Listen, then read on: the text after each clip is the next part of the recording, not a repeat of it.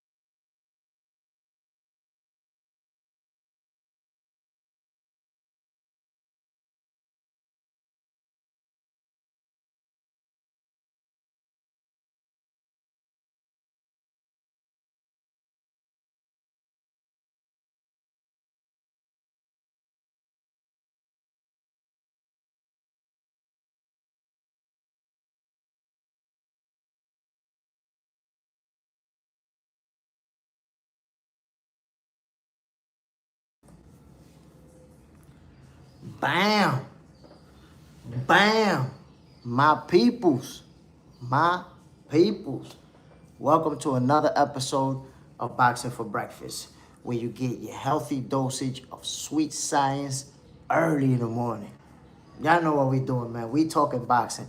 Let me kick this thing off by saying happy Monday to everybody. And y'all know what it is, man. It don't matter if it's cold, if it's hot, if it's raining, if it's snowing, if it's sunny. If you're awake, if you're breathing, God gave you another day, my peoples. Thank you, God, for giving us another one, man. We get to enjoy our family. We get to enjoy life. And we get to enjoy the sweet science, my peoples. What a weekend of boxing. We got the smoke. We got that action this weekend. Before we get started, let me just say salute to those who's already tuning in. Toy Mafia in the building. Side, Mr. KO, Devin Ford, Hayes Chase. Bam! Salute, family. Look, man, on Saturday, we really got that smoke. And I want to kick this thing off with Gabriela Fundora, my people. Salute, Shaggy. Gabriela Fundora, man, I've been saying this. She's a special fighter. She could potentially be, the face of women's boxing in the future. And you see, she keeps winning. She keeps defending, the youngest undisputed champion. And she keeps stopping her opponents. Women's boxing is not easy. It's 2-minute rounds. In 2 minutes, you don't have, obviously, you have, a whole minute less to work with. She's been doing it, though. She got that power. She got the skills, the mechanics, the everything. In this fight, you also saw her footwork, her mobility, which she said she has been working on. So come on, my people. To those who say in 2026, women's boxing, I don't watch women's boxing because it's boring. You haven't been watching women's boxing. The women are showing out. Gabriela Fondora showed out, my peoples. All type of hands on Ruiz. Hey, it's Chase. She needs to fight Bumgarner. They too many weight classes apart. We could see that in the future, as I'm pretty sure Gabriela Fundora will be moving up, but it'll take some time. I think right now they're like 3-4 weight classes apart. So, we won't see it anytime soon, if we actually see it. But if you watch this performance from Gabriela Fundora, one thing is certain about her. She doesn't just go up there to win. She doesn't want to just get the W. She wants to be, destructive. She wants to finish her opponent. She wants to do it, in spectacular fashion. And she keeps doing that, man. Salute to Gabriela Fondora and congratulations to her and her team. Defended the undisputed crown once again. Then, of course, my peoples, we got Collazo. I've been telling those of you who haven't seen Oscar Collazo before, check him out. This dude can fight. The thing is that he's at one of them lower weight classes. I think he's at like 108, if I'm not mistaken. And they don't get a lot of attention. They don't get a lot of shine in this division. But, Oscar Collazo can fight. Shakur hand, she be wildin'. Get him out of here. Hey, it's Chase. Ring just announced 2 top ranks signed a multi-million-dollar deal with the Zone. If that's the case, that'll be a good thing. That's a plus. Shakur hands. He was doing his thing. Listen, this fight, and it was competitive, Collazo's opponent made it interesting there for a moment. He had his moments. But ultimately, we see what Oscar Collazo's, he's made of.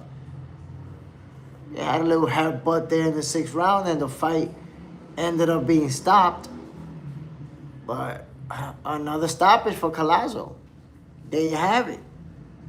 Gotta give him his credit. So if you didn't know him and you watched him fight, now you understand what I was talking about. Collazo, the type of fighter, who is just the mechanics. See how good the mechanics are. You see how quick he is. You see the punch placement. Mr. KO, Collazo did a good job working Haro body. Man, he has a mixed bag of tools, man. You could go to the body, to the dome piece, the combinations. Collazo's not a game, my peoples. I try to tell you, check him out. And you see what he about. My people, so congratulations to Collazo. 1 out of 4 Puerto Rican champions is Collazo. Got to defend his title. I think it's his 5th straight title defense. Salute to Collazo, my peoples. Now we got to get to the main event, though. We got to talk about the main event. Shakur hands. I can't believe Sims lost to Barboza. My guy, I try to tell you. My guy. By the way, I went 3 for 3. I said Fundora was going to win, obviously Collazo. And then here the underdog, who was Barboza. My peoples, I try to tell you Barboza was going to win this fight. You should have been listening to me, bro. Yeah, no, I try to tell you. So, good fight, obviously, competitive fight. I know Sim can fight. He can fight. But I have Barboza, after I did my assessment, looked at all the different factors that I needed to consider, I told you guys, Barboza's going to do him. You should have listened to me, my peoples. I try to tell you. Why go against Jay Stradamus? Side salute, my G. Bam. Why go against Jay Stradamus? Try to tell you, Barboza was going to beat Sims. Good fight. But why go against Jay Stradamus? I don't even know at this point. If you're new to the channel, I get it. That's cool because you don't know what's about to happen. But if you've been around and you know what's good, you should know, damn, if Jay say Barboza is going to win this fight, Barboza's going to win it. When I tell you the underdog got it, they got it. Shakur and Sims ain't been the same. He got to get back to his winning ways. Sorry, Jay Stradamus strikes again. Tried to tell him. My people, listen, I know, just like you guys, that Sims can fight. I know. But there's a lot of things that told me, now, Barboza got this. Barboza's going to win this fight. And you saw I was confident. And then I said, on Monday, make sure you tell me. Make sure you tell me. There's a lot of you here that could be here right now that haven't said, yeah, Jay, you told me. You told me. Shackle hands. I knew Bobs was going to win. William P., good morning, family. Salute, my brother. Bam. Appreciate you dropping in. Barboza got on his winning ways. And look, both of these fighters had the same type of pressure because they coming off of a loss, right? Barboza lost to, Kenneth Sims lost to Oscar Duarte. Barboza lost to Teofimo Lopez. Both of them coming off of an L. They needed it. They both needed this W. Barboza's the one to walk away with it. Shackle hands, because he only lost to Tio recently. And that's his only loss. That's the only loss of his career. Mr. KO, Barboza fought and better competition and showed more overall as a more complete fighter than Sims. I mean, Sims was the favorite. Sims was the favorite to win this fight.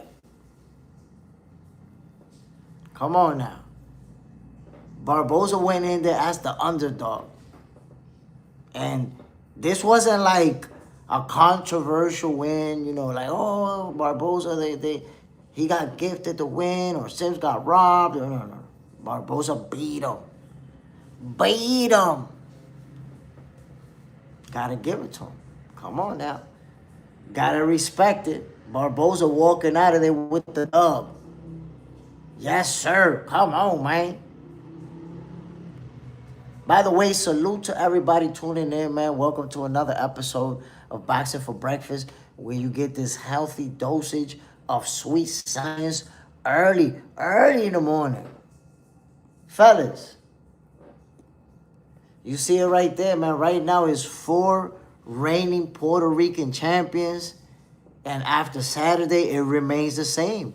Oscar Collazo, who you see in this image right there with the hat, he got to defend. So you still have 4 reigning Puerto Rican champions. Salute to Puerto Rico, man. Doing your thing. Doing your thing. Come on now. Puerto Rico representing in boxing. But I know a lot of people are disappointed with this fight simply because, and I don't see nobody talking about it in the comments, man. Last Saturday, there was a lot of people in the comments like, yeah, Sims got this. Sims got him, Jay. Should have been listening to me. If you was listening to Jay Stradamus, you would have known Barboza was going to get him. That's what happened. That's what happened when you don't listen. This can't be happening over and over and over. At some point, you got to be like, yeah. Jay Smith said it's going down, it's going down. Come on now. Somebody put in the comments about Top Rank going to the zone. I had not seen that. Obviously, that's some breaking news type shit. We got to talk about it. But something that I want to address, my peoples. We have been talking like Devin Haney was going to fight Rollies because supposedly that fight was a done deal. If you guys remember, they was going back and forth on social media. Rollies said that he already signed his side of the contract, that he need to sign. I know you guys remember that, right? Well, now it looks like Ryan Garcia is going back and forth with Devin Haney. Like they might make that fight. Ace. Bam, good morning from Chicago. Salute, family. So, I thought, personally, that Ryan Garcia versus Rollies was a done deal. They was talking about a date and everything. But it looks like, nah. It looks like we might still get Ryan versus Devin Haney rematch next. They going back and forth. And supposedly, Devin Haney's little brother rematch Ryan Garcia's cousin and beat him. And Devin posted, oh, we got him in the rematch. And it's going to be the same thing with me and Ryan. Mr. KO, Barboza, in my opinion, was more successful. At least he was losing to fighters who we don't even know today. Devin Haney, little brother, just got his win back, got his get back. Got his get back. So if Devin Haney, little brother, got his get back, does that mean Devin is going to do it too?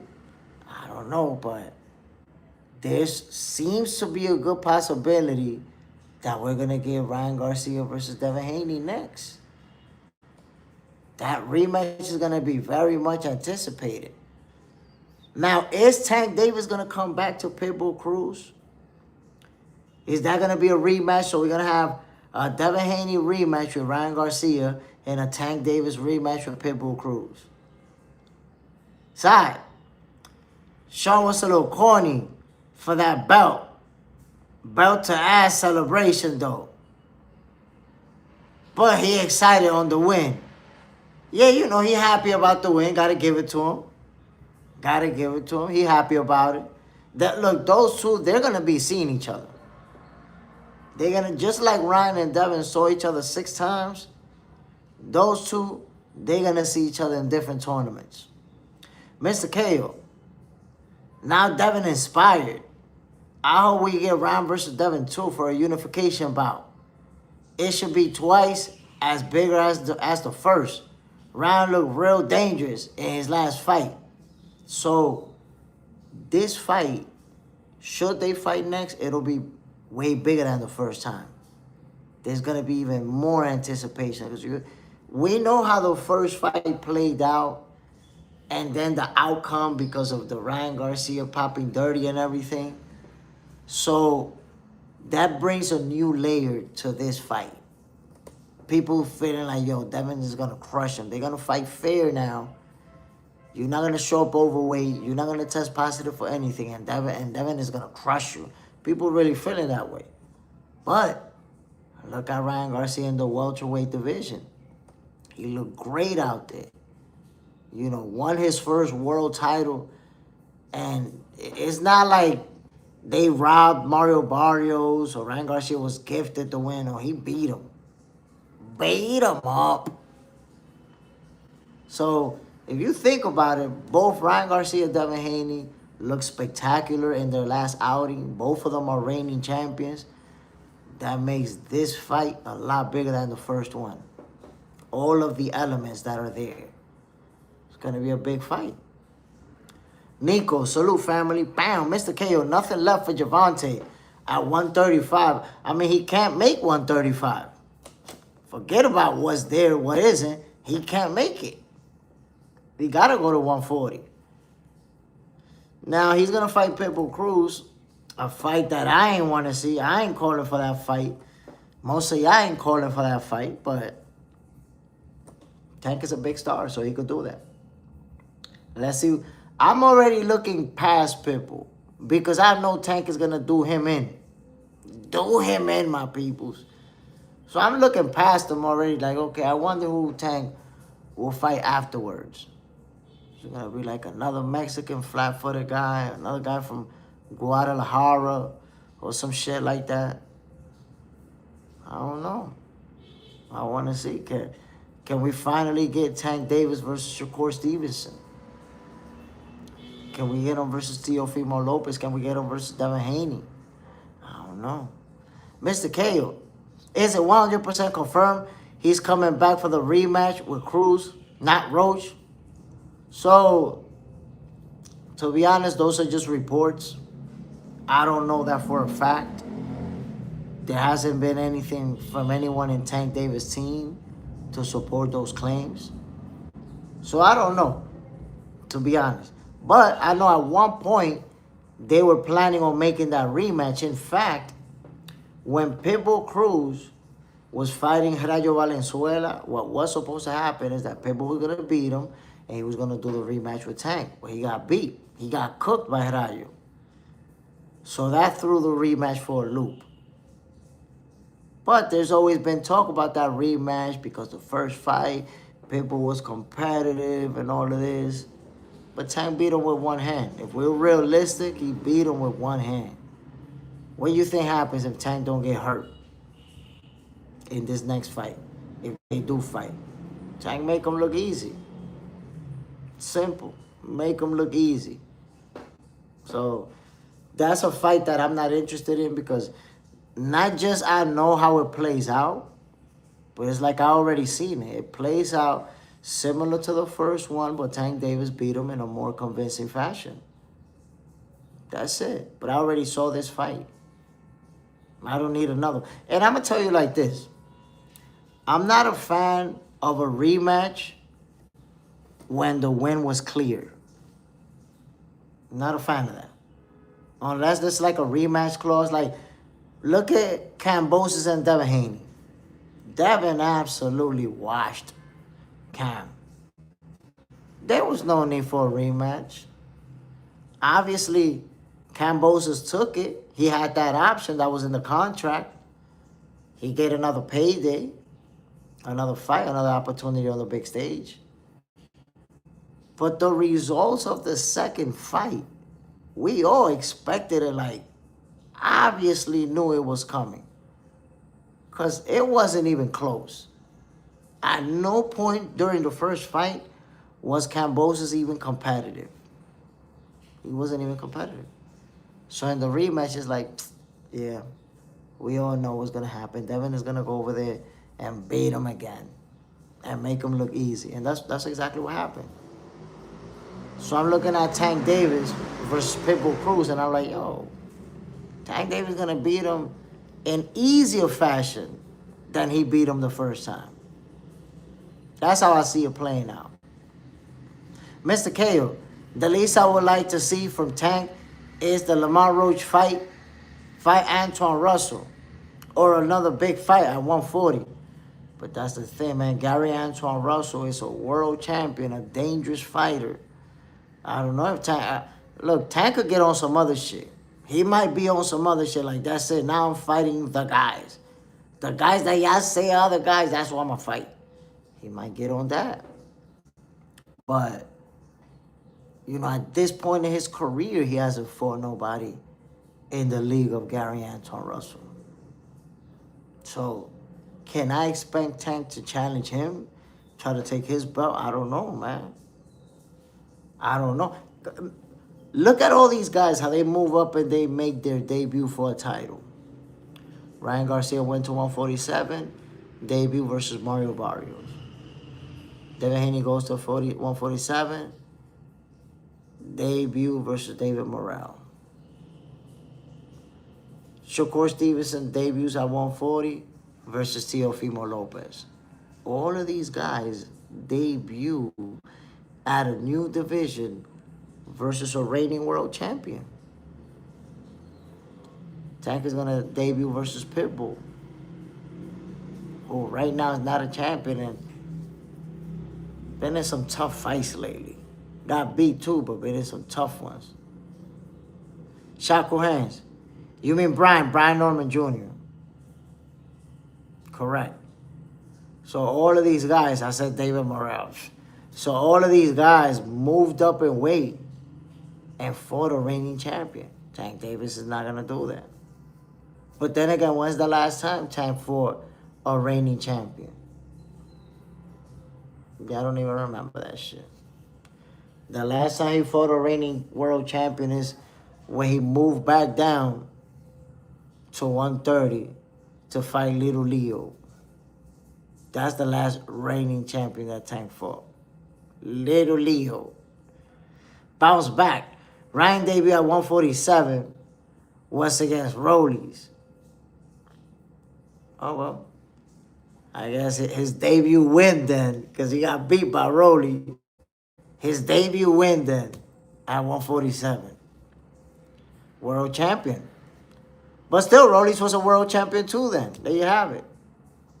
Rollies was a world champion. Little Leo, bro. That's Tank Davis' last reigning champion that he faced. Little Leo. Diablo. On lace kick. Salute, family. Bam. So we look. Am I really the only one that want to see Tank Davis get in there with Shakur Stevenson, or get in there with Devin, or with Teofimo Lopez? Look, Gary Antoine Russell, I like that fight for Tank Davis too. I like that fight. Do I picture Tank Davis taking it? I don't see it. I don't see it. It's the fight to make, if you ask me. This the biggest fight in boxing, if you ask me. Tank Davis versus Shakur Stevenson. But we know who don't want that fight. We could play it off. We could act like we don't know. But we know who don't want to make this fight, and we know who want to make this fight. And we all want to see it, yo. That's the beauty about that fight. We all want to see it. The numbers would be crazy. Like, there's no excuse behind not making that fight. None. Nobody could ever say that it won't sell and that it won't do good numbers. And they make that fight, my peoples. Everybody's getting the bag. Tank getting the bag, Shakur getting the bag. Everybody. Managers, promoters. Everybody's getting the bag if Tank Davis and Shakur Stevens fight each other. Shackle hands. BBC channel shaking my head. They all make Strowman arguments. Mr. KO. But still, at this point, Shakur doesn't even need Tank. Tank neither. Does Tank need Shakur?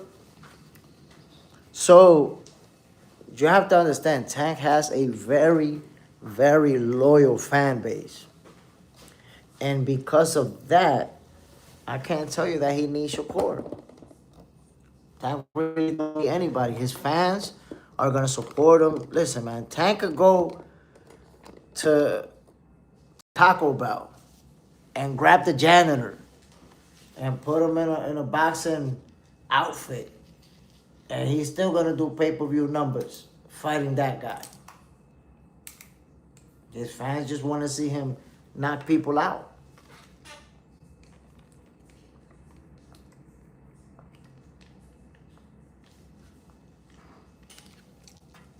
I've had Tank Davis fans tell me,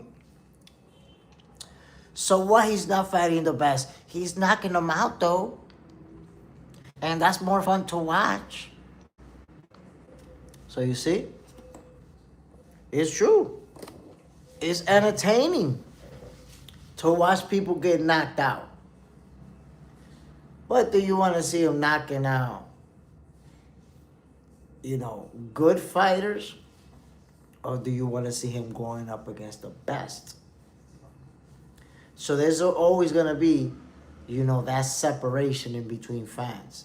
The ones that just want to see the knockout reels, the knockout highlight, or the ones who want to see him fight the best.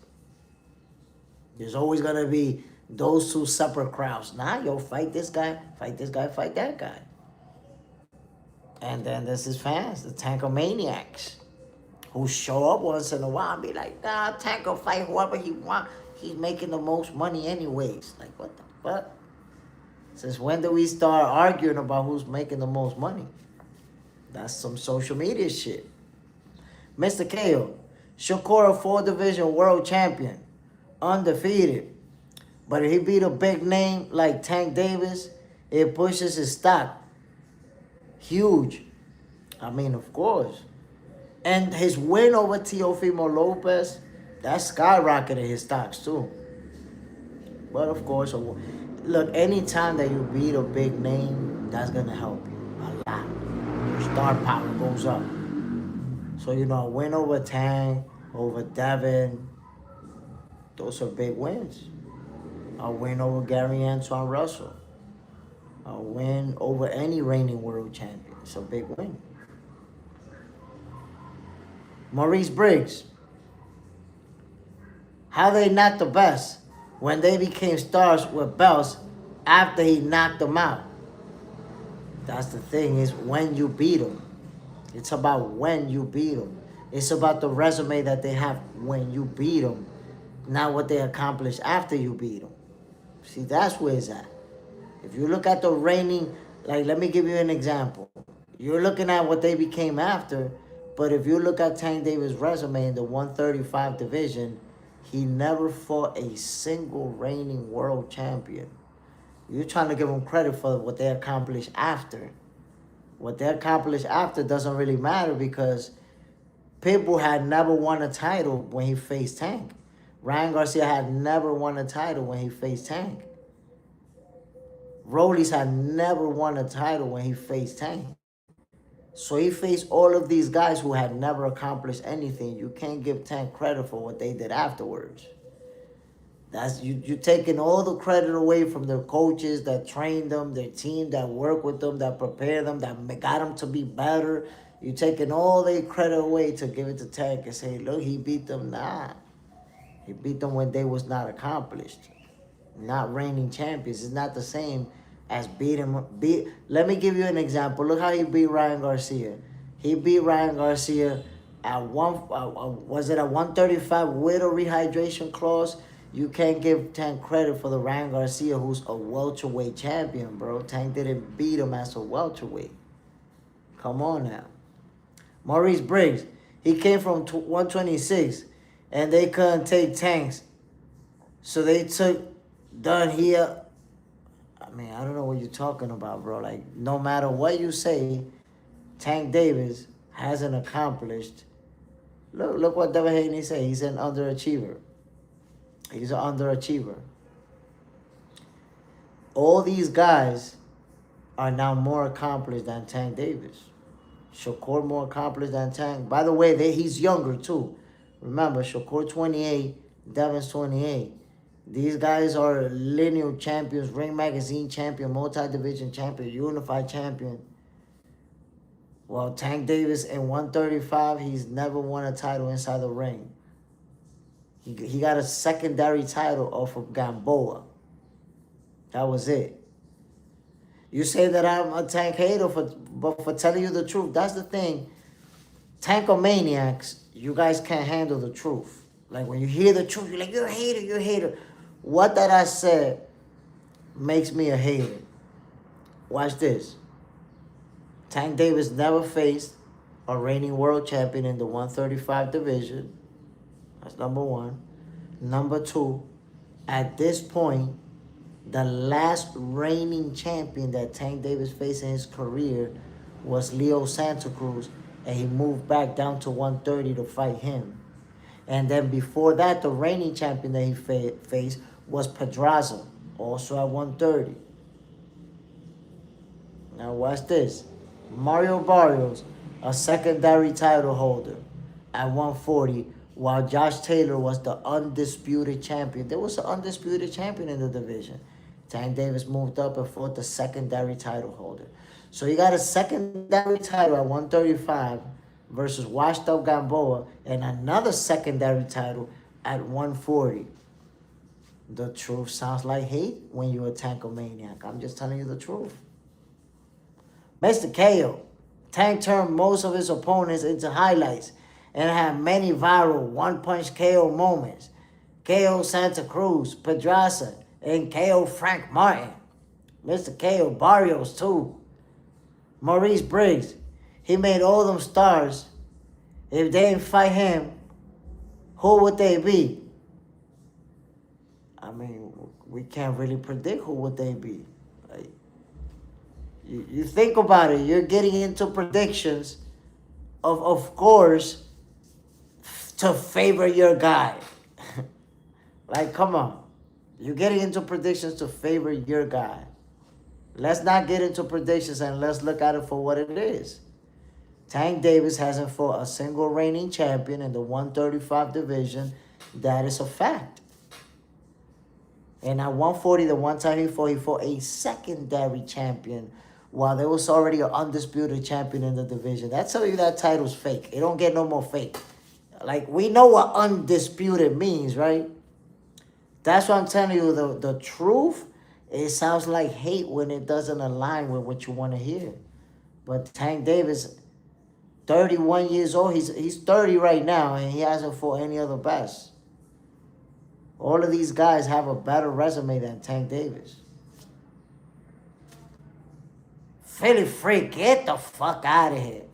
All right, make an argument. Make an argument. Side. So does Jaron Ennis. Mr. K.O. Shakur is most accomplished on paper, except for the numbers, though. He's more accomplished on paper. I mean, what win does Tank Davis got better than Teofimo Lopez in his whole resume? One. Just one win. Mr. K.O., even Devin Haney put on better numbers than Shakur. I'm sure. Debo Dev. I mean, I don't know. I'm not worrying about the numbers. I'm worrying about who you beat and what you accomplished. Who Tank Davis beat? He beat guys that had never won a title. You know, you want to give him credit for the future accomplishment of guys. Maurice Briggs, all them duck Tank saying the money wasn't worth the risk. You see, Maurice Briggs, that's what make you a tankomaniac, that you make stuff up out of thin air. You make stuff up out of thin air because Teofimo Lopez was trying to fight Tank when he was at 135. Devin was trying to fight Tank at 135. And Shakur's still trying to fight Tank. And the funny thing about what you say, Maurice Briggs, what makes you look bad like a real tankomaniac is that you and everybody in this chat knows that Tank fight whoever he want. He sent contracts and it's a done deal. He never sent none of them people a contract. How are you going to say that they're saying the money wasn't worth the risk? How are you going to say that, bro? Tank Davis never made an offer to any of those guys. Tank Davis has never stated that he wants to fight any of those guys. In fact, remember when he had his mythical list? That he got a list and they're all on it? What happened with that list? Nothing. He ain't fighting none of them people. You got to stop lying, bro. It's cool to argue in Tank's favor and make predictions in his favor and make assumptions in his favor. That's cool. You could do that. You know, you're a fan. But to lie in his favor, you're doing too much, bro. You're doing way too much. You don't gotta lie. Like we all follow boxing over here. So you can't just make some shit up and expect for people to not know you're lying, bro. Maurice Briggs, they call out Tank and won't take the fight. Do your research. They ain't take the offer, my guy. Shakur even said they sent him an offer. You be just talking. No, they never sent him an offer to fight Tank. They sent him an offer to sign with PBC. Stop lying. Stop taking the truth and turning it into whatever you want it to be. Shakur never said that they sent him an offer to fight Tank. There's never been an offer for Shakur and Tank to fight each other. And Tank has never... Look what you say. Even Shakur said it. You're trying to twist the truth into what you want it to be. It's okay to be a tankomaniac, but don't push it to the level where you're lying. You don't have to lie. There's no need for that. Shakur never received an offer. An offer was never saying... And you've never seen Tank say, I want to fight Shakur. I'm trying to fight Shakur. You never seen Tank say, Shakur ducked me. You never seen Coach Cal say, yeah, Shakur ducked us. We try to... Nah, stop lying. Come on. You don't need to lie. Mr. KO, Devin ran out of the ring when Shakur approached. Oh, we all remember that. We all remember that. Shakur stepped in the ring. Devin booked it out of there. Out of there. Out booger. The tankomaniac is back in full effect. Maurice Briggs, yes. It was. Go search it up, my guy. It was. And you're taking the PBC, the supposedly PBC offer, and you're saying that it was a Tank deal. Shakur was never offered a deal to fight Tank. Stop trying to mix one thing with the other to not acknowledge that you lying, that you got caught lying. There was never an offer from Tank to Shakur. If there was an offer and Shakur would have turned it down, that would have been viral across all social media outlets, and Tank and his team would have said, yo, he ducked us, we offered it. So stop saying that they offer him a deal. You lying, bro. Don't lie like that. You make yourself look bad. Babyface champ. Tank Coach said they really don't want Shakur because the fight won't be exciting. And at the time, they were right. Man, listen, y'all be taking the stuff that people say, you turn it into what you want it to be. That's not what he said. That's what you're turning it into. He was like, he don't like the style of fighting is not the right style, blah, blah, blah. He didn't really say that. That's what you're saying because you're a Shakur hater or a tankomaniac. Mr. KO, there was never no deal. Of course there was never no deal, bro. People making stuff up out of thin air because they don't want to admit that Tank Davis ducked Shakur. Tank ducked Shakur, everybody knows that. Except the tankomaniacs who be lying. Brad Stewart, my favorite fighters are out of Puerto Rico. Puerto Rico got some great fighters right now. Xander Sayers doing his thing. We seen Oscar Collazo doing him. And they got 2 more. Maurice Briggs, I'm not mixing anything. Go look at it. Stop saying anything. Bro, you don't have to tell me to go look at it. Me and you, we all follow the same thing. We follow the same pages. We follow the same sources. Stop lying. It never happened. An offer to fight Shakur Stevenson from Tank Davis was never sent, was never received, and it's never happened. Stop making stuff up out of thin air, bro. Stop. What are your sources? What are your sources? Go ahead, go post the link right there. Post the link of your sources. All these boxing sources out there. But what was your source for the deal that Tank Davis sent Shakur and Shakur turned it down? What is your sources? Go ahead. You're going to look goofy as hell just answering that question. Babyface, Shakur turned down. Haney deal. Babyface, but Shakur was the mandatory. He didn't have to take the deal. He was taking him the purse bid. And right before the purse bid, Devin Haney dropped all the titles and ran from the division. You got to tell the whole story now, my boy. Tell the whole story. When you watch the Rocky movie and he lost to Mr. T, you don't just say, yo, Rocky lost to Mr. T, that's it. No, you say the whole movie. You're like, yeah, but then Rocky got the rematch and Rocky beat Mr. T. You see, you tell the movie till the end. So the end of the Devin Haney and Shakur Stevenson movie was when Devin Haney vacated the titles and ran from the division. So ultimately, Shakur deboed him out of his belts. Deboed his shit. See, so, he didn't have to take the offer. He was the mandatory. And in case you didn't know that, I taught you something you didn't know. Mr. KO, they said it wasn't going to be exciting. And they know Shakur is not going to give them what they want. All that tells me is Shakur got something that can give Tank problems. They know Shakur is going to whoop his ass. They know Shakur is going to whoop his ass. Pause track. Shakur will kill Haney. Bad matchup. Beat him up. Side. Calvin says Shakur won't give Tank what he wants in the ring. And fans won't want that. Something to that effect. I know, but you know the Tankomaniacs, they turn it into... Don't take a statement and turn it into whatever they want the statement to be. Golly. JJ said, that's good morning, J. Smith. Salute, family. Bam. Babyface champ. And he was the undisputed lightweight champion. After you do that, you move up. Up and weight, period. The problem with what you're saying, Babyface, then the offer was fake. How you made an offer and then right there vacate the titles and move up? You see? You cooking yourself then, because either the offer was real, he was trying to fight, or the offer was fake and you just move up. So right there you're saying it was a fake offer. Why make an offer when you move up, like you're saying? There you go. Cook yourself, bro. It was a fake offer. If you didn't get it before now, you should have got it. What you supposed to do? Move up. Okay, so why he made an offer? Why make an offer if you're supposed to move up? You can't contradict yourself. You can't argue one argument and then when it fits, argue a different argument. Come on now, let's not switch it up. Let's keep the same energy. He wanted a fight or he made an offer. Oh, no, but he got to move up. He had to move up. Huh? Do you realize that he made the offer and move up shortly after?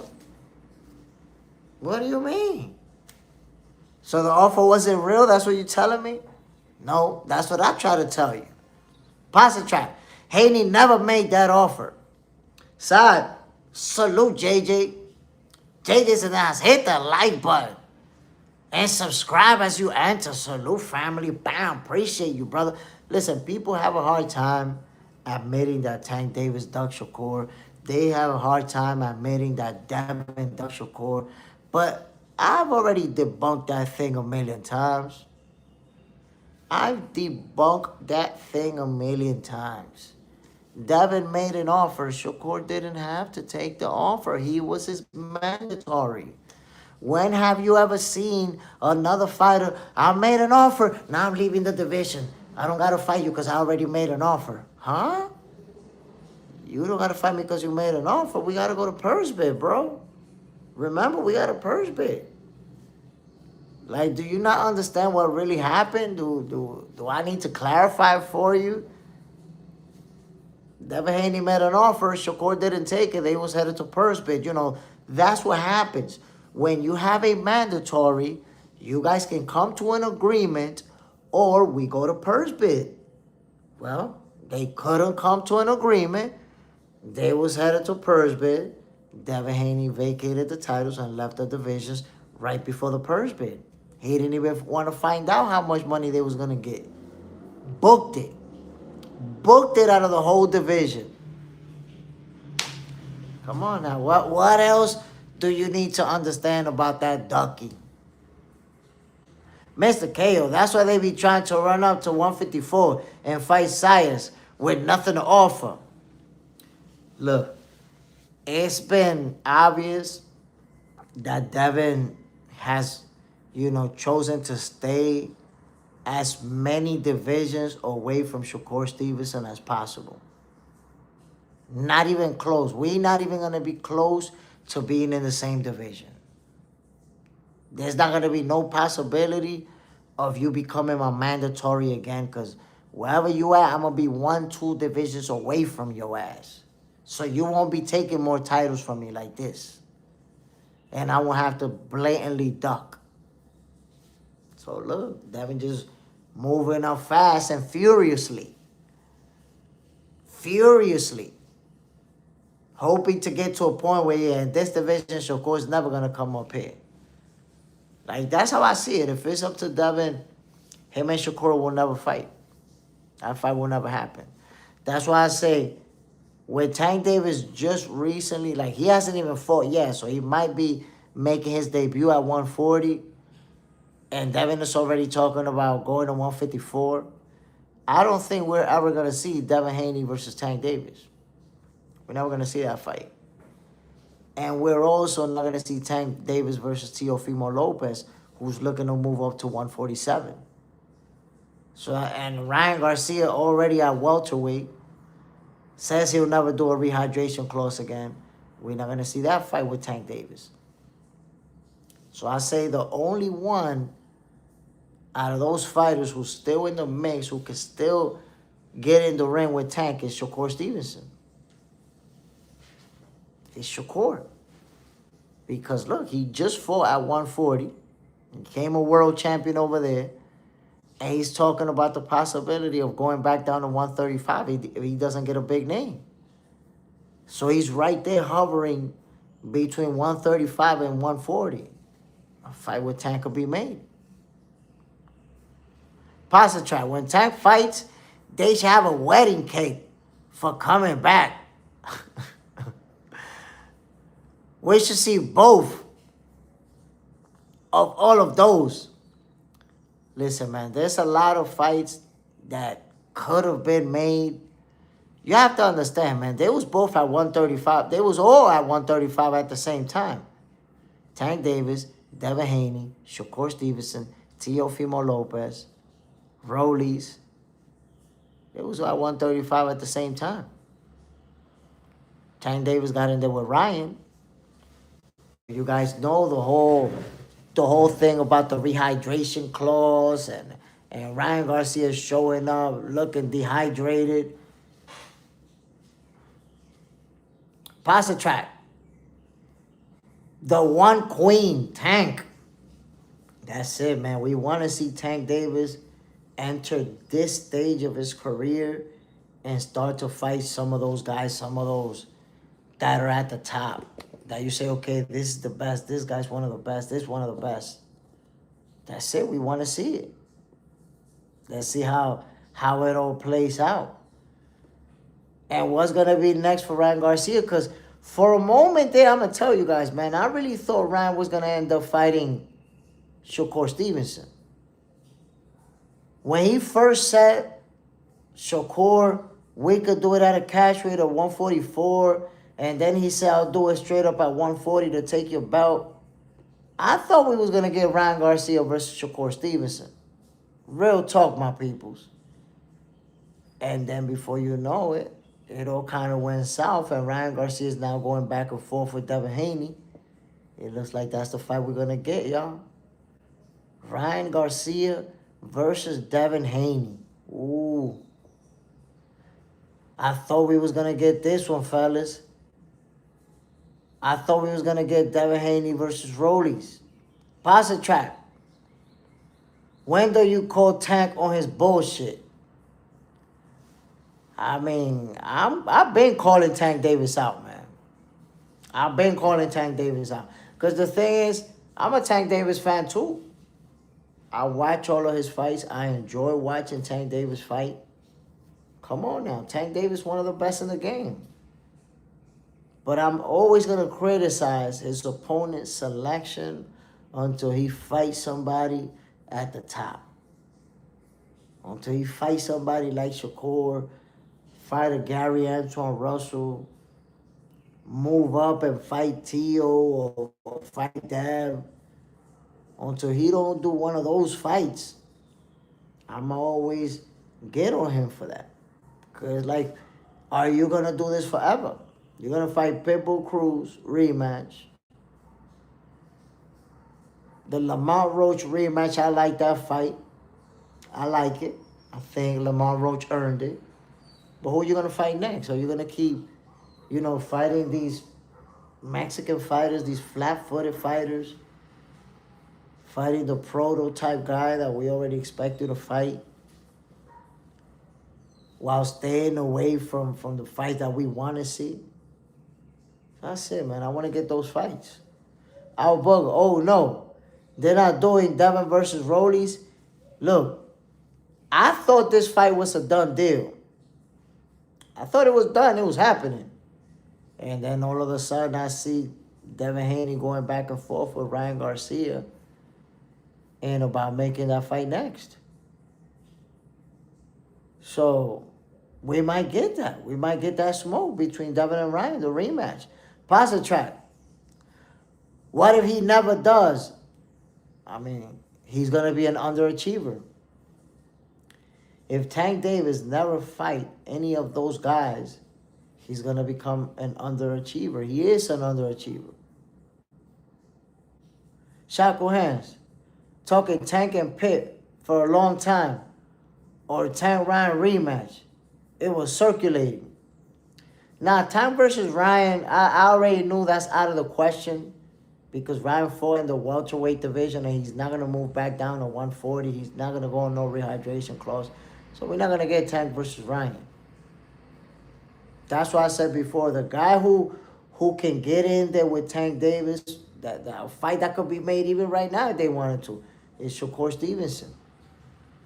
Right there. They could make that fight, man. I wish, but Tank don't want to fight Shakur. And Tank Davis fans don't want to admit it. Tank Davis fans don't want to admit it that he don't want to fight Shakur. Daniel on the ground. Bell said recently, Rolly first, and then Ryan will fight Devin. On lace kicks. God bless me with another birthday today. 43, sheesh. Been a long journey. Whoa, on lace kicks. Salute my brother. Happy birthday, man. 43 years old. Now you're still a young buck. Been on a long journey. A lot of experience, a lot of ups and downs, but here you is, my brother. Salute, enjoy your birthday. Shaggy, Davis will be the butterbean of his division if he doesn't fight a contender even. Damn, Tank Davis gonna be the butterbean? Come on, man. Posse track. That's a mega fight. Al Burger. Tank gonna be the biggest what if since Riddick Bowe. Wait a minute, because Riddick Bowe, Riddick Bowe was the first guy to beat Evander Holyfield, and then he beat him twice. Beat him, then lost to him, then beat him again. That's a Hall of Famer, one of the greatest heavyweights of all time that he got under his belt.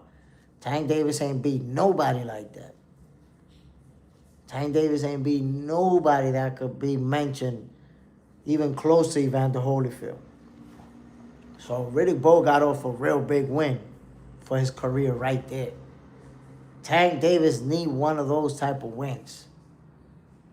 I mean, you always want a fighter to have multiple wins like that, right? You want somebody to have multiple wins like that. But Tank Davis got to get at least one, bro. Get a name under your belt. The real King George, Ryan Garcia, should have rematch. Just move on to the next victim if they have balls to fight him. I mean, there's people that want to fight him and he don't want to fight them. He don't want to fight Shakur. He didn't want to fight Devin. He didn't want to fight Tio. So that's the thing. Tank Davis is in a position where he called the shots. He could say who he want to fight. If he wanted to fight Shakur Stevenson next, that fight would be made next. But that's what it's all about. Shakur hands. They always mention Lil Leo or Pedraza and Barbosa. I mean, you know, Tank Davis handled business against Lil Leo. Go handle business with Gary Antoine Russell now. Pasta track, Cheeseburger got ready. Yeah, man, the discipline, man, was out of order. Ruben Lankfield, Devin Haney got everybody shook. I mean, he's Debo Dev right now. Debo Devin in the welterweight division is the best version of Devin Haney that we ever seen. That's my perspective. Shaku Hands, you're the new Joker, clowning with those cheeseburgers. Come on, man. Come on, man. I'm waiting for them to announce who Tank Davis is gonna fight next. Who he gonna get in the ring with? I'm hoping. But I'm also, you know, based on what I'm hearing in the reports, like, damn, Pitbull Cruz, oh, man. I'm going to watch the fight. I'm going to enjoy it. Shaggy, Davis named a list of fighters he doesn't want to fight, and a name didn't want to say because he doesn't want no smoke. No, supposedly that was a list of fighters that he was going to fight. And the last name, it was Shakur, but he didn't want a name. He was like, I don't want to say that name. And the guy was like, Shakur, he was like, man, he looked like a goofball right there. Pasta track, I'm sorry, I disagree. What you disagree with, my brother? Ruben, Devin the Dream Haney, Shaku Hands. It'll be a Toonie Tune. A Toonie Tune or a Looney Tune. Ruben, undisputed, 3-weight division champion. I mean, I'm trying to tell you, though, Tank Davis is older than Devin Haney, Teofimo Lopez, Shakur Stevenson. He's older. He's already 30. And they're all more accomplished than Tank.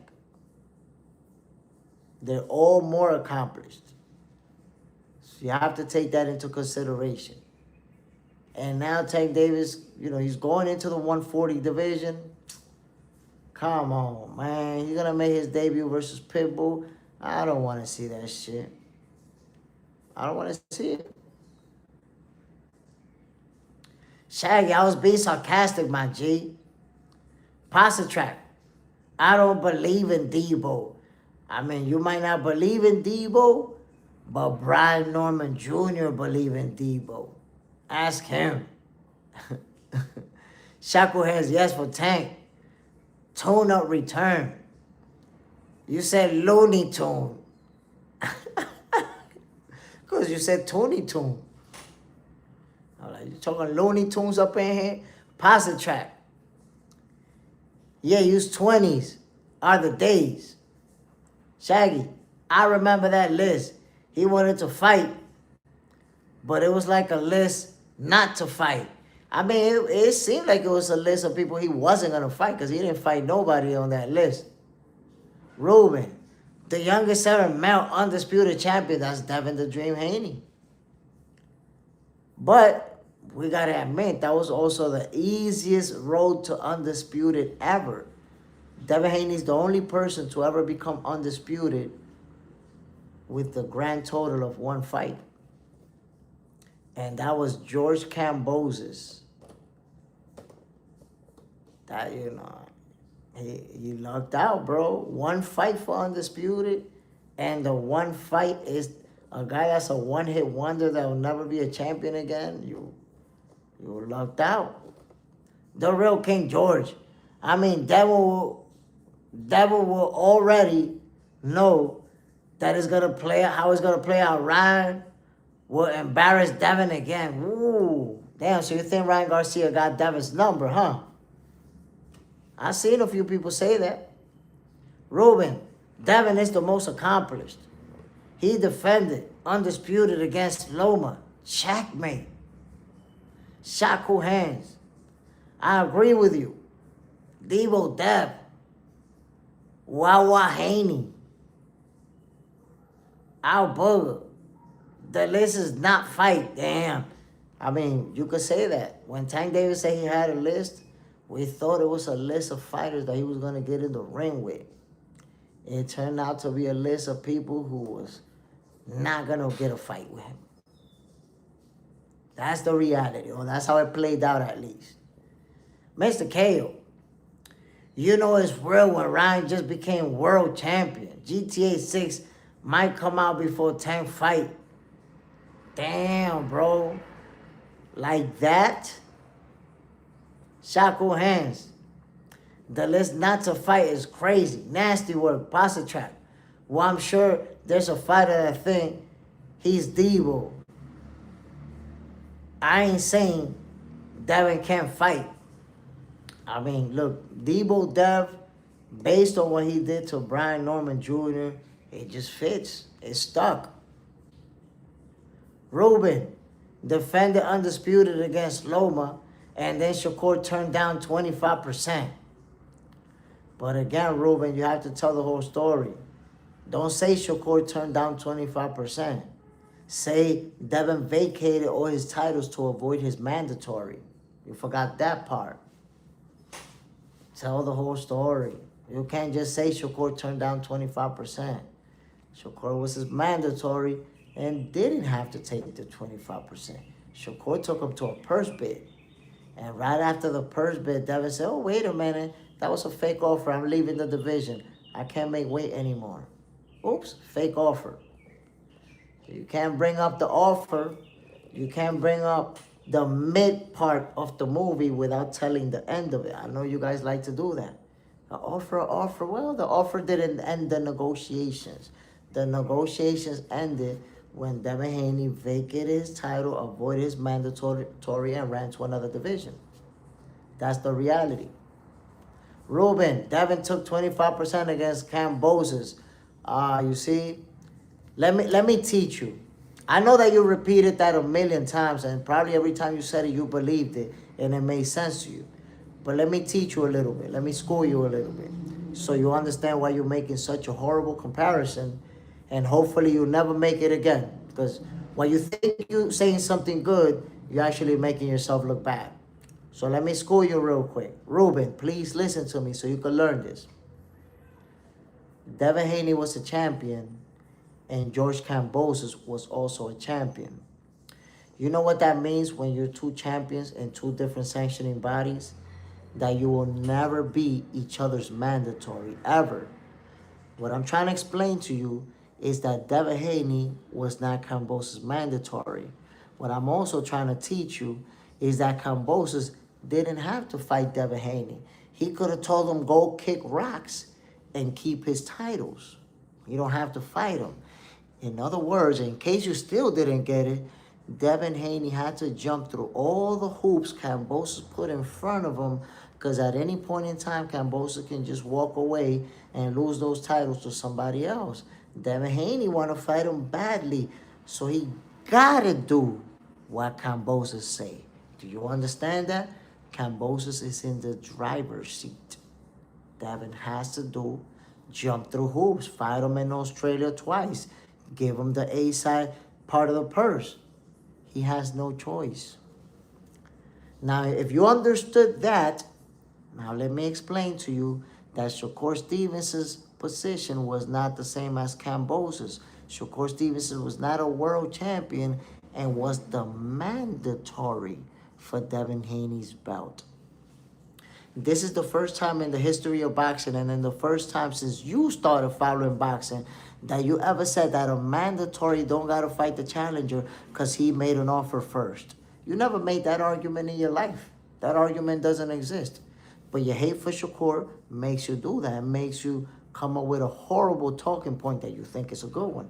It's actually a bad one. And I'm showing you right now. Shakur, as the mandatory, didn't have to take the offer. He doesn't have to take the offer. He's the mandatory. Do you know what happens if I'm your mandatory and we can't come to an agreement on the money? We go to purse bid. That's what happens. Shakur and Devin couldn't come to an agreement. They go to purse bid. Ooh, but you don't like to say the part after the purse bid, right? You only leave the story at the 25%, like the 25%, and it's all over. No. After the 25%, we didn't agree. We go to purse bid. But what does Devin do right before the purse bid? Vacate all of the titles and move to a whole new division. Shakur debroke Devin out of his titles, and Devin Haney ducked. Look how simple it is.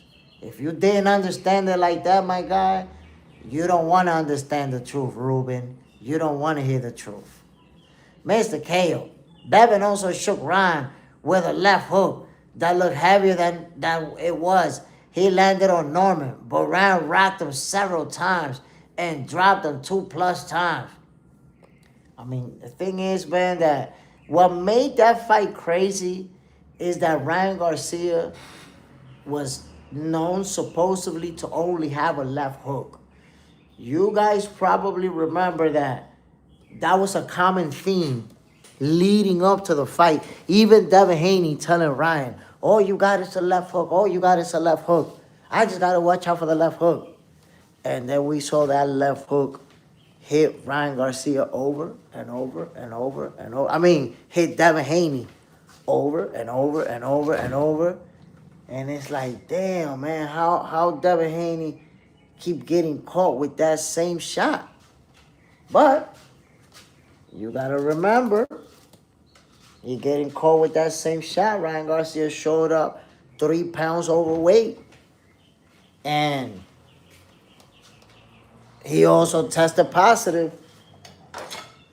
So we also got to take that into consideration. Devin Haney he was ready for the left hook, but I guess he wasn't ready for the type of left hook that Ryan Garcia was going to bring with those 3 pounds overweight and whatever may have been in his system. That was a different left hook that he was ready for. Shackle hands. This always where they disappear from the Dev Core combo. They always get cooked when they try to say that. They stay getting cooked and then go incognito like, damn, this guy cooked me. That's the thing. That you can make those talking points with people who don't know what's going on in boxing, with people who don't know shit about boxing. And you can also make up those fake talking points among tankomaniacs with each other so y'all can all agree with each other. Then you're going to have somebody that's going to call you out on the fake shit that you spitting, bro. Hakeem. Still, I think Shakur, I know my worth declined a deal for undisputed at 35 from Devin is his fumble, if that's relevant. Of course it's not relevant and it's not a fumble. Shakur has continued to accomplish. You see, it would have been a fumble if Shakur's not a world champion. But, bro, right now, Shakur Stevenson is a 4th division champion, a linear champion, a ring champion. What fumble are you talking about? He's accomplishing. That same title that Devin vacated, it was Shakur that got it. He deboed him out of that title. Ain't no fumbling. Ain't no fumbling whatsoever. Shackle hands. Jay Smith duck mad comments, bro. Damn, I'm ducking the comments. Coño, wey. I'm out of order over here. Mr. KO. Translation, Ryan had an Austrian-fueled hook his whole career. Oh, allegations. Allegations on Ryan Garcia. I don't believe that. I don't believe that. You know, I don't want to make those type of accusations. I mean, Ryan Garcia has been a hard puncher since he was a young kid. He's been, you know, he's always been a hard puncher. So, gotta give him his respect. My peoples, y'all already know this is Boxing for Breakfast. To those of you tuning in, yo, enjoy your breakfast if you haven't. I know I'm going in right now while we talk about these fights and these situations.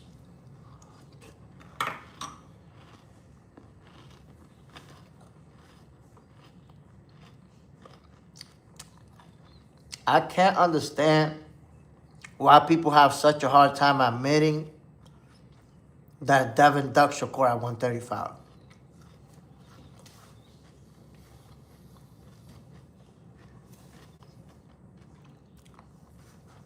I really don't get it. Because he really avoided his mandatory and left the whole division. Why they want to cling on to the offer to dear life?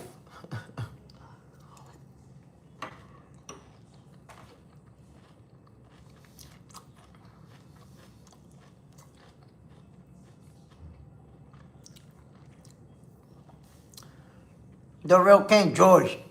Where's Boxing Hacker at? Hiding. Man, Boxing Hacker hasn't been heard since I caught him lying. Caught his ass lying. Ain't heard him from him since. That's the thing. Sometimes you become such a fanatic of an athlete that when you're debating with somebody about them, you start lying and shit, making shit up to make their resume look even better.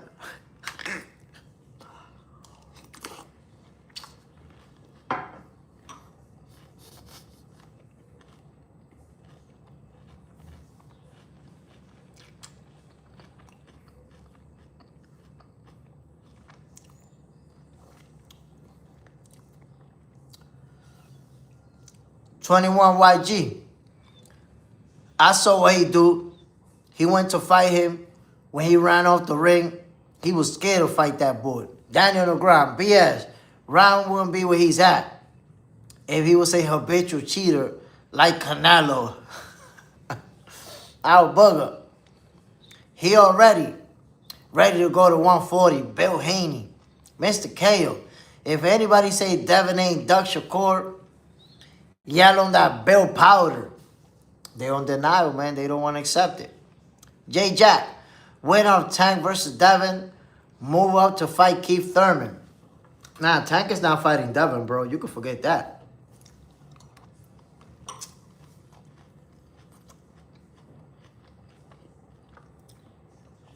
Tank is supposedly fighting at 140. So we're not going to see him. That's why I say the ship sailed on Tank versus Devin. Tank is probably going to make his debut at 140 next.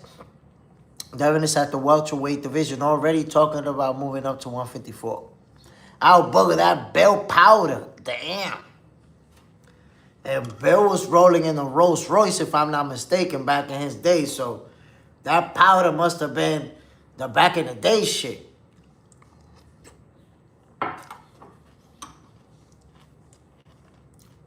That Tony Montana shit.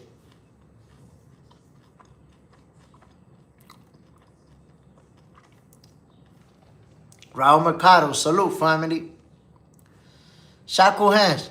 At least Virgil stayed in the ring. And they played ring around the Rosie. He stayed in the ring, me, but he looked scared to death. Scared to death. 21. YGL green light. Do you think that Devin and Shakur Stevenson fight can still happen? I think that fight can happen.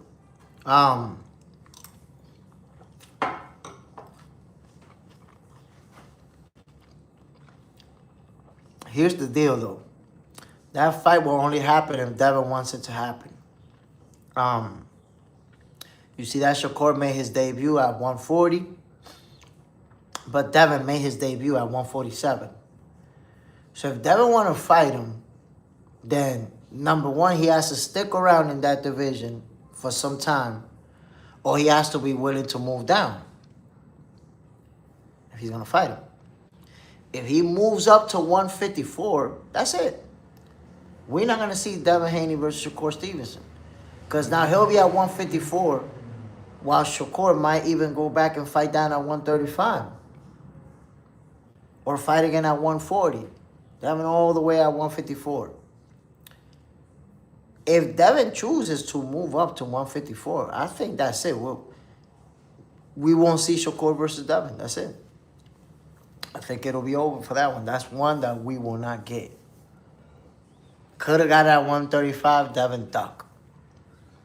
And it's like he seems to be staying multiple divisions away from Shakur. Like, nah, we're not going to be in the same division. You're not going to be my mandatory. I'm not going to have fans complaining that I got to make this fight. So if he stay away from Shakur like that, we won't get it. It won't happen. Simple as that. Pasa trash shit, the Dominican, it's an island, I forgot. Beautiful island, bro. Shaku hands, just gonna skip all our comments, Jay. Damn, I've been skipping like that. You missed the gold ones. Now you're gonna look, man. The show, we still got a whole lot to go. You're gonna deliver some gold. The real King George, nah. Ryan Garcia is naturally born talent. He has the hardware to prove it. Amateur days. So look.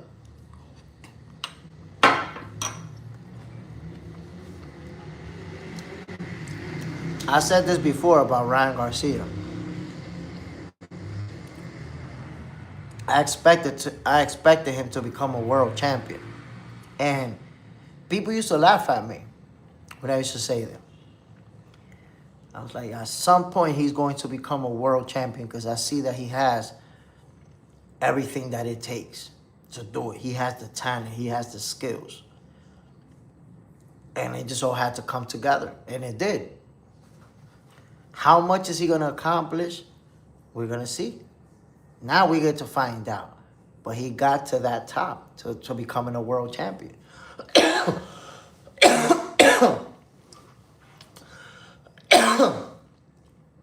I thought it was disrespectful how people would say stuff like, Ryan is a YouTuber and a social media guy.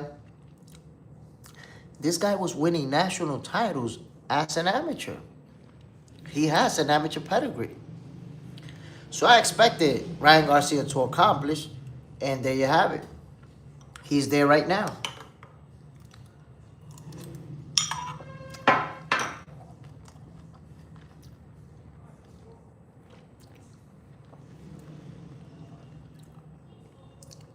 Pasta Trap, bro, I've been thinking you were wearing a party hat. God damn. 21, green light. Is it really true that Devin Haney is going to fight?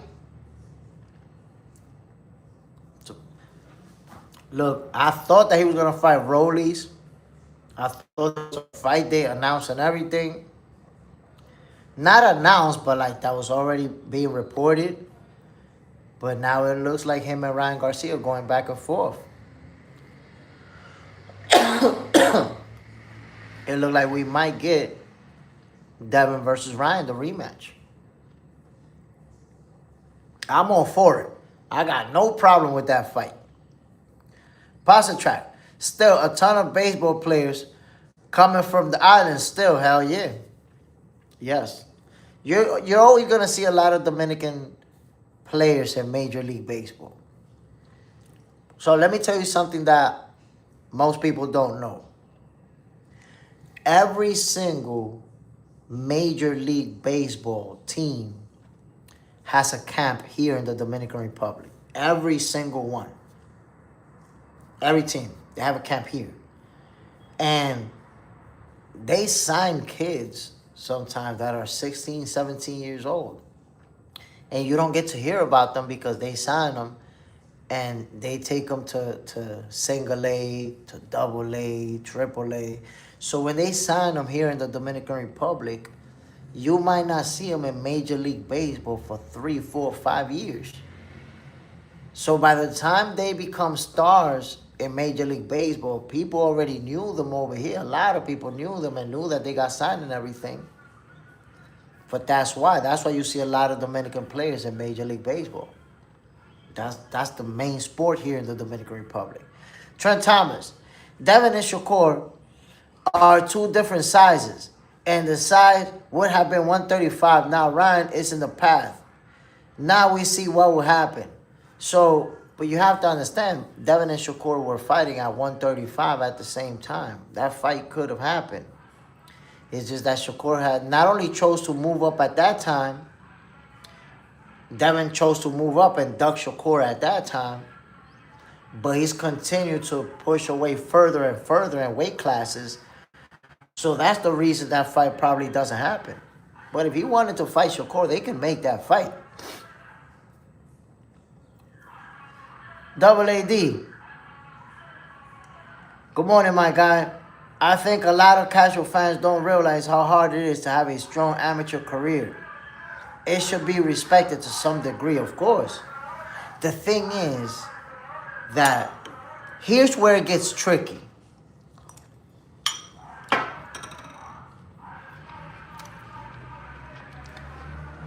A fighter can have a boxer, let's say, because they're amateur still. A boxer can have a great amateur career and then be a shitty professional. Like not accomplish nothing as a pro. Get beat up, never become a champion, all of that. So, you know, there is a difference in styles between amateurs and pros. Which is why you see amateurs who do very good in the amateurs, win a bunch of tournaments, turn professional, don't amount to nothing as a professional. Why? Because they become good at scoring points in the amateur system. Scoring points. Because that's the thing, in the amateur system, you got to land clean. That portion of the glove has to land clean for you to get those points. And they get good at those clean. So those punches don't have the same intention behind them. Those are not as hard as the ones you see in the pros. And then one of the biggest differences is when you're not wearing that headgear anymore. Those punches feel way different when you're not wearing the headgear.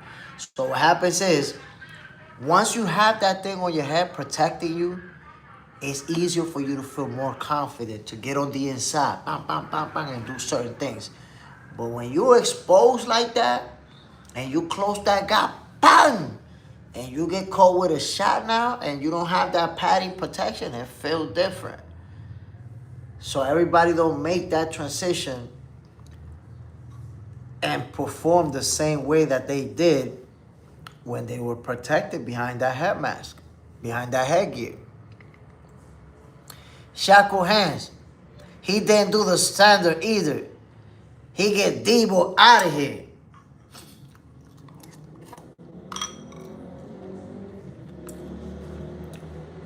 The real King George, people should understand, it's hard work to work up the ladder of greatness. It is.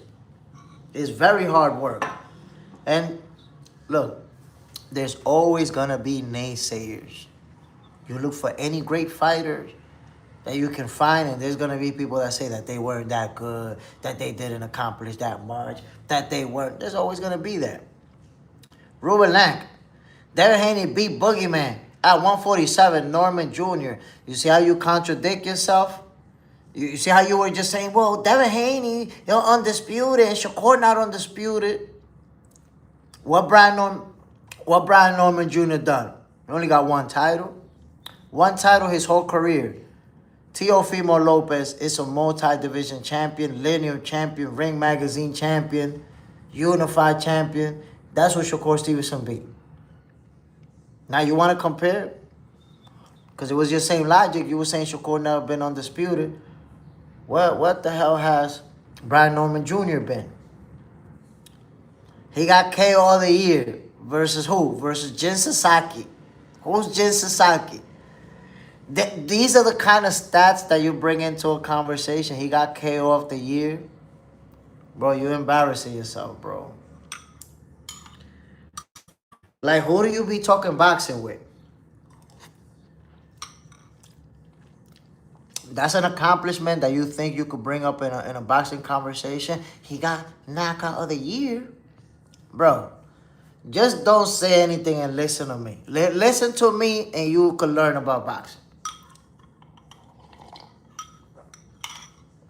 Let me just teach you.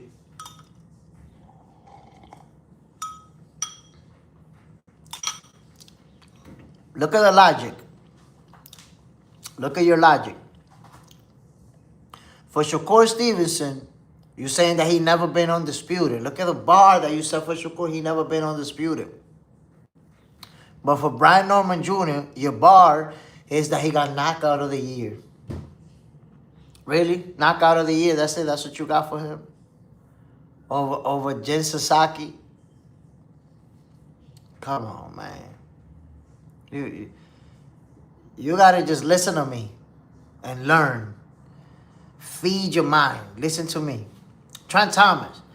Devin wants to fight Ryan because of the previous fight. In boxing and pro, is two different animals. So, here's the thing about that fight. If you think about it, when Devin Haney was not hurt, he was doing good. He was doing good, and he was winning rounds on Ryan Garcia. The thing is that he would be winning the round and get clipped with that left hook, and it goes downhill from there. We saw how many times he got dropped. But when he wasn't hurt, he was outboxing Ryan Garcia. Now, at the welterweight division, this is a bigger, stronger Devin Haney than the one who fought Ryan Garcia. You have to take that into consideration. But Ryan is also bigger and stronger himself. At the welterweight division, this fight is going to be explosive. I'm telling you that right now, my peoples. They really gonna go at it.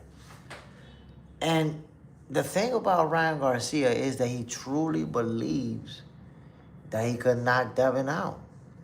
He really believed that. And he felt like he got Devin's number. Now, how does this fight play out? We might have the opportunity to find out this year. We might have that opportunity.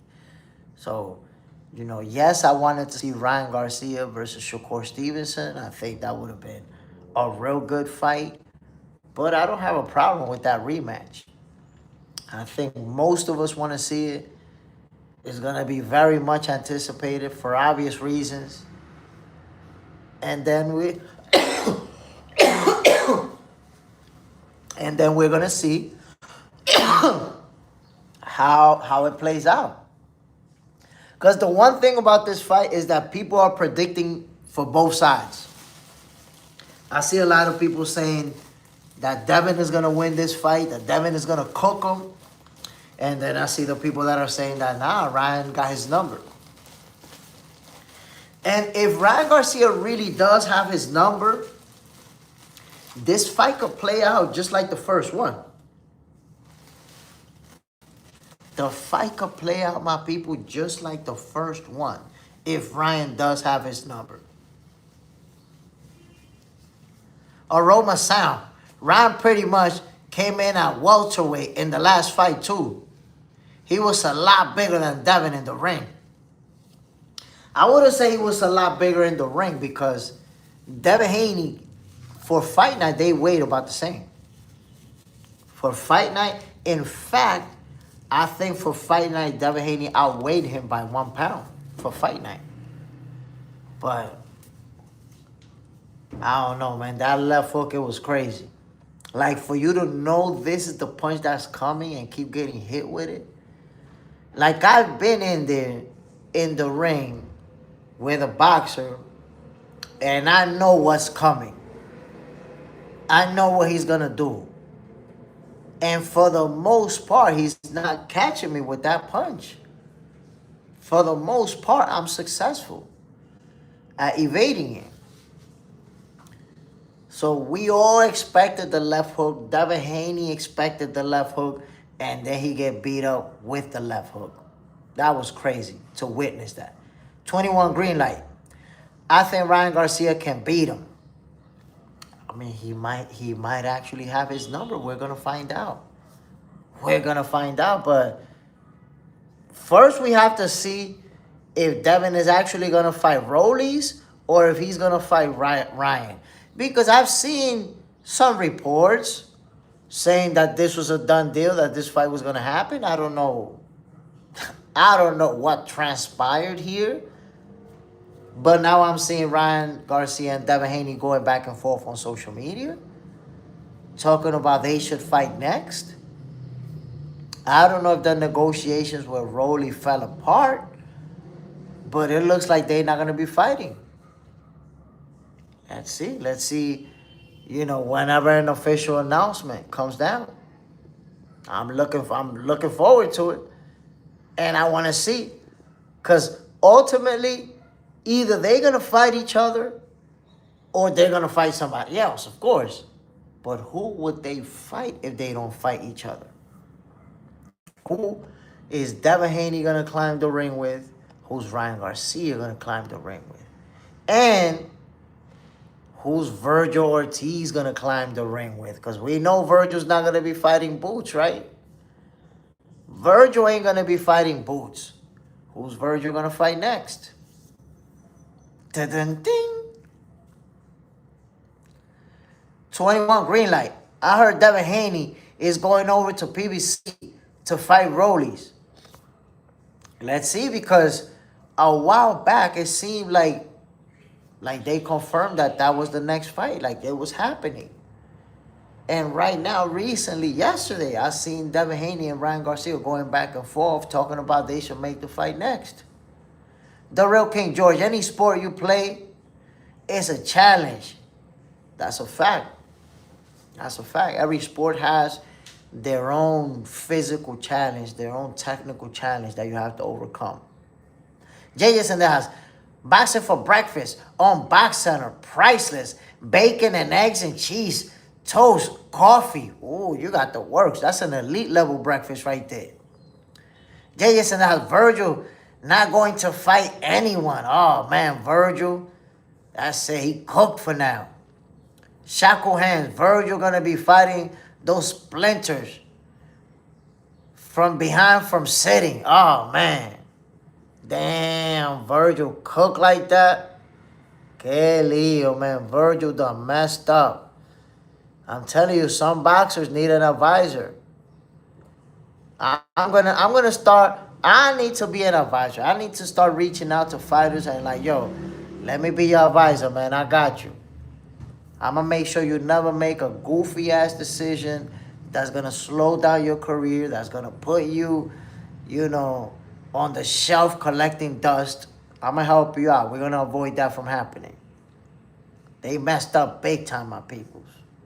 First of all, fire the lawyer who told you we can sue and get out of your contract. Fire him. The manager, if the manager tried to convince you to get out of your contract with Golden Boy, fire him. You need to fire some people, man. Because they made a decision that affected your career.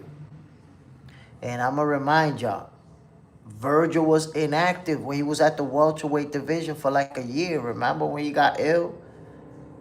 Trying to make the fight with Stanionis, they had to postpone it. And then the second time they tried to make it, they had to postpone it again. Turns out he couldn't make 147 and be in good health. Spent like a year of inactivity. Moves up to 154, and now you're going to go into inactivity again. Come on, man. Devin Ford.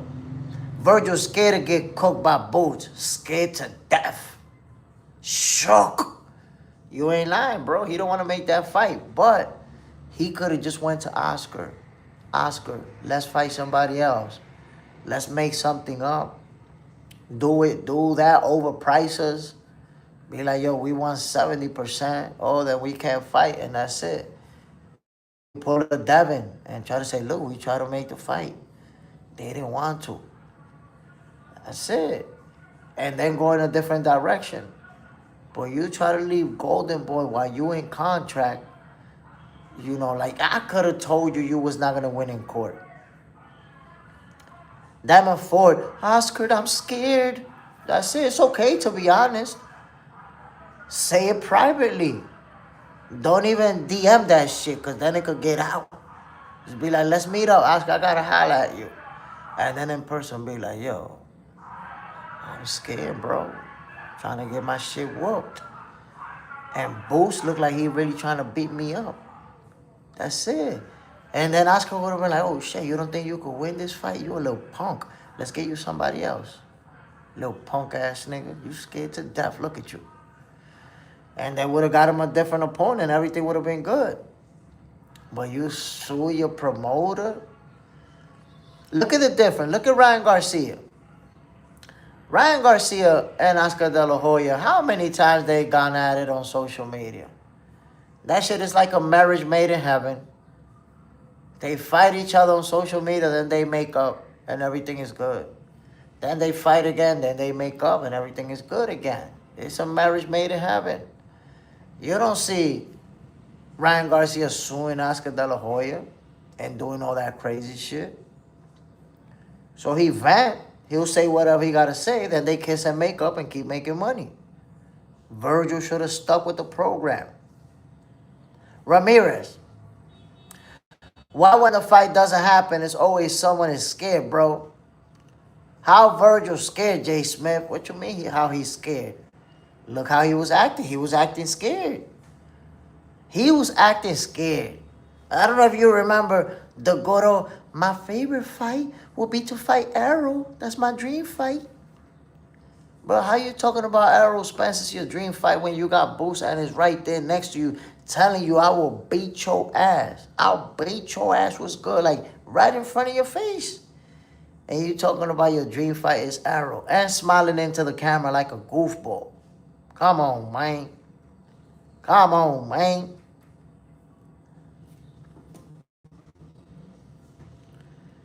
Devin. Vaginal orthosis. Ramirez. He wanted to get a tune-up, you know that. But then he called a bluff after the tune-up. And Virgil scared to death. And that's the thing about Virgil Ortiz that makes him look bad. Like he could have made the fight with Boots. That's where you not understand it. He could have made the fight with Boots. That fight could have been next. It could have been a Golden Boy and Matchroom fight. They could have did it. Now Virgil decides that he wants to sue Golden Boy right when we supposed to fight Boots. What? How does that even work? Your last fight, after winning your last fight, you said in your interview how good Oscar De La Hoya has been to you and your team. How good Oscar De La Hoya has treated you. How you don't have anything negative to say about Oscar. Now he's trying to get a fight with Boots and you want to leave the company? Something ain't right about that. Something just doesn't sit right with my spirit. And the thing is, from the moment that Boots got in Virgil's face, something didn't sit right with my spirit about Virgil's energy. I'm like, damn, Virgil, Virgil's energy ain't right. Boost looked like he want to beat him up right there in the ring. Virgil looked like he want to run away so badly. So, nah, man. You talking about 3 mil and 200 PBC by, like, you getting into pocket watching territory, bro. I'm not worried about pocket watching territory.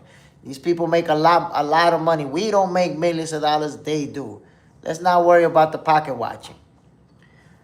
Just look at the energy. Boost looked like he want to beat him up. Boost want to beat him up. Virgil out there looking scared to death. All you got to do is look at the energy. Trent Thomas. And if Fort Spence and loses, he will look real bad. Yeah, but that's the thing. Like, Errol Spence hasn't been in the ring in over 2.5 years. Why would you call an inactive fighter who got pummeled in his last outing, and that's what you calling out? God damn, and you got Boost right in front of you right here. Because let me tell you something. Let me tell you something about that. And I've been to fights myself. I fought myself. Everybody can't just climb the ring after a fight finishes. There's always going to be somebody, there's some security, some guy who's in charge. And they're not just going to let anybody step up to the ring.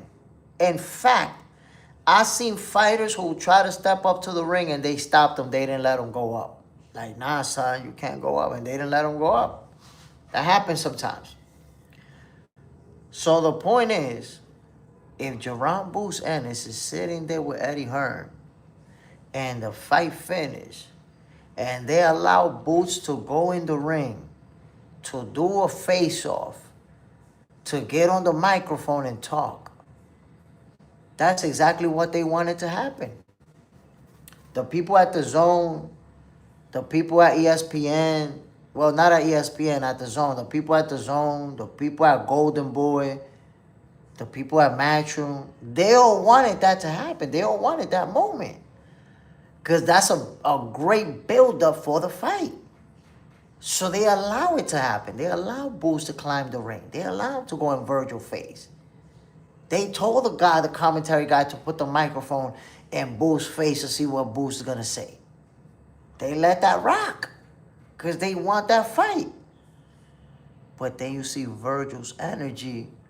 Nah, they was talking first. We was just retaliating. And, my dream fight would be Arrow. It's like, damn, this dude energy is not right. And I'm telling you, all the people that were there in that arena that wanted that moment to happen, that facilitated that moment. The people at the Zone, the Matchroom, the Golden Boy, there's a coordinated effort to make this happen. That's what I want you to see. There's a coordinated effort to make this happen. And when they make it happen, Virgil's over there like a goofball talking about Boots. Boots will be, no, talking about Arrow. Arrow Spence will be my dream fight. Yo, all of those people that was coordinating for Virgil and Boots to face off in the ring, when he mentioned another fighter's name, I could picture all of them at the same time go like this. All of them at once. What the fuck is he doing? We got him Boots right there. What is going on with this dude? Why would you be calling somebody else, bro? And not just calling somebody else. You calling somebody else that haven't fought in 2.5 years. 2.5 years. Arrow ain't been in the ring. We don't even know if he coming back. And that's what you choose to call out? With Boots right there in your face calling your bluff? That's it. Scared to death. That's my only description. Buzzing still. Was there any big name fights this weekend? So this weekend we did get Gabriela Fondora. She won by stoppage. We got Oscar Collazo. He won by stoppage. And of course we got Arnold Barboza versus Kenneth Sims. And Barboza got the W. Upset win. Ramirez, now you don't want to read my comment? There you go. I read that comment. But my peoples, you have to understand, Virgil scared to death. He's scared. We all seen his demeanor, his attitude. Scared to death. Shaggy, he called him Boots in the ring to say he wanted to fight Spence. Like, that's crazy. That's what I'm telling you. There's other people, you know, who coordinated that face-off. And in their mind, Boots and Virgil's going to fight next. This mofo over there calling out for Errol Spence. Like, how you call out somebody that hasn't been in the ring in almost 3 years? I'm going to remind you, my peoples, Errol Spence versus Terrence Crawford took place in September. September. We're already in March. It's 2.5 years, bro. April, May, June, July, August. 2.5 years that Errol Spence hasn't been in the ring. And that's what you call it now. Goofball shit. Goofballery productions. And what makes it goofier is that you got this guy right here that you've been saying you want to fight him. Y'all been saying y'all want to fight him. You got him right there in front of you, calling your bluff, telling you that he'll beat your ass. And all you got to say is, my dream fight will be Errol. Huh? What the hell are you talking about, man? Boots wanted to beat him up right there on the spot just for saying that. Ramirez. Now, what I said about Nestor Vibes from the Boxing Voice. Nestor Vibes from the Boxing Voice? Reporting that they offer Virgil $3 million with a $200K threshold on pay-per-view. He get back in. They went to court.